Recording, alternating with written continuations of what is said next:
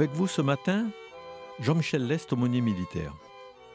Dans ces temps de l'Avent que nous préparons, les fêtes de fin d'année, comment ne pas pleurer devant la barbarie qui s'est révélée dans la nuit du vendredi 13 novembre 2015 ? Comment des hommes peuvent-ils être tombés si bas qu'ils justifient leur acte au nom d'Allah, le très miséricordieux ? Bien sûr, les musulmans de France, du monde, vont devoir s'exprimer et crier le rejet du radicalisme qui pousse certains de ces enfants dans l'abjection, dans l'indignité. Bien sûr, nous devons distinguer la folie de l'extrémisme de la paix qui doit émaner de la recherche de Dieu, quel que soit le nom que les hommes veulent lui donner.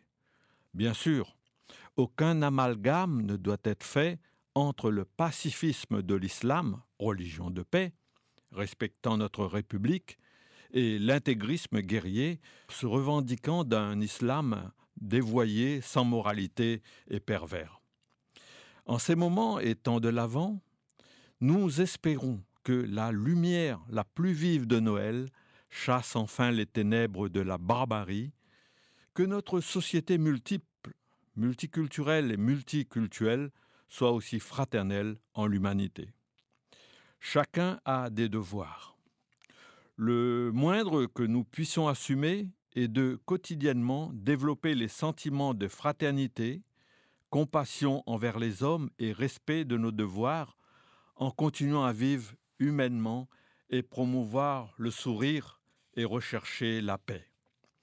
Nous ne savons pas encore quelles obligations vont naître de la situation née de cette nuit de novembre, mais nous devrons y répondre par la solidarité que nous prônons envers notre idéal d'humain et en tant qu'enfant de Dieu.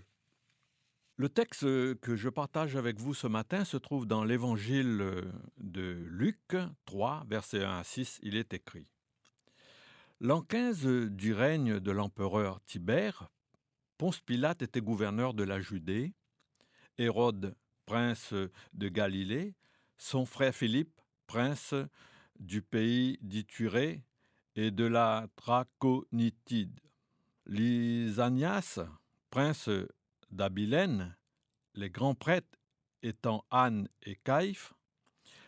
La parole de Dieu fut adressée dans le désert à Jean, fils de Zacharie. Il parcourut toute la région du Jourdain. Il proclamait un baptême de conversion pour le pardon des péchés, comme il est écrit dans le livre du prophète Isaïe.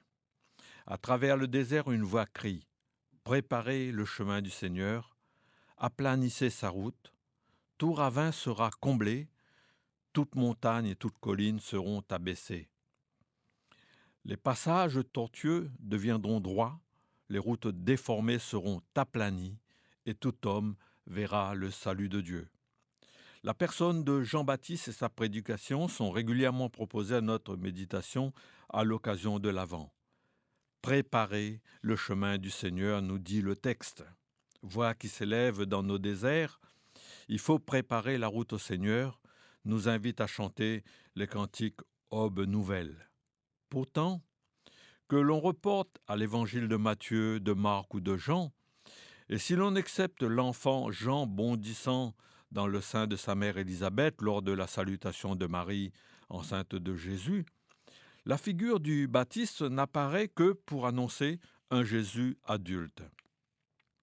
Pas de trace de la naissance, pas de trace de Noël, du décret de César Auguste ordonnant un recensement de toute la terre, pas de trace de la mangeoire, des bergers, de l'armée céleste en masse chantant la gloire de Dieu.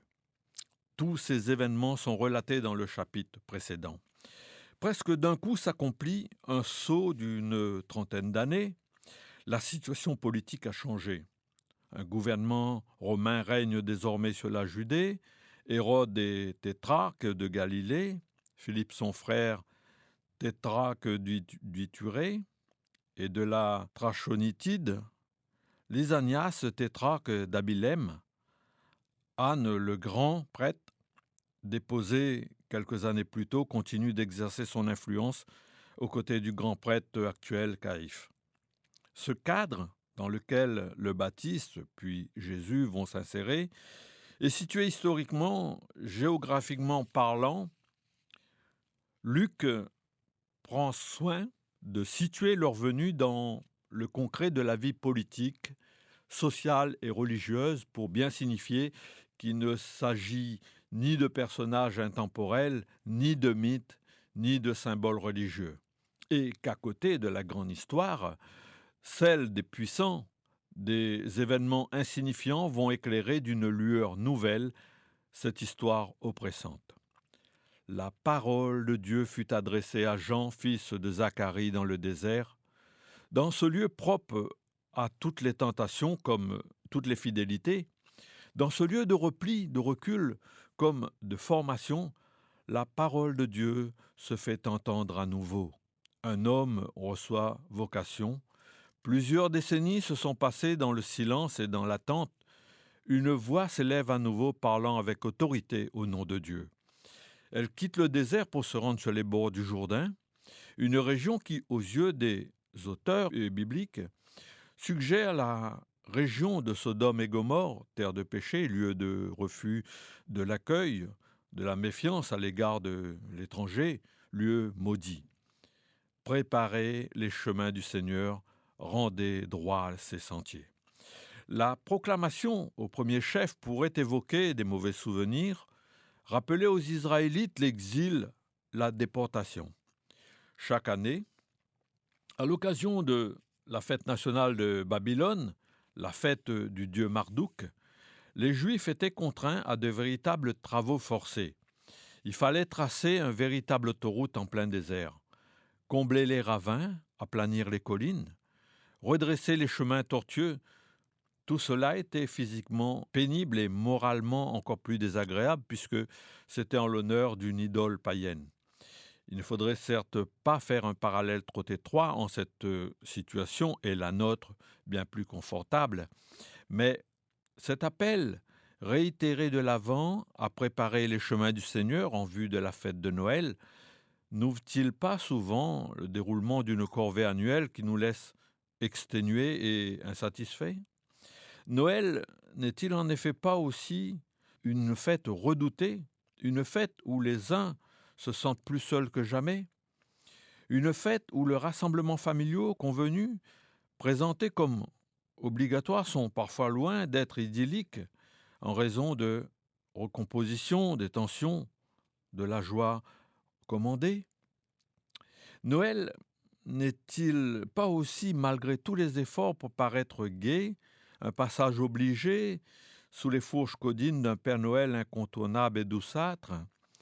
Les courses harasantes dans les magasins, la nausée devant la consommation imposée, par la suite les cadeaux qui peuvent, s'ils ne plaisent pas, être échangés sur Internet.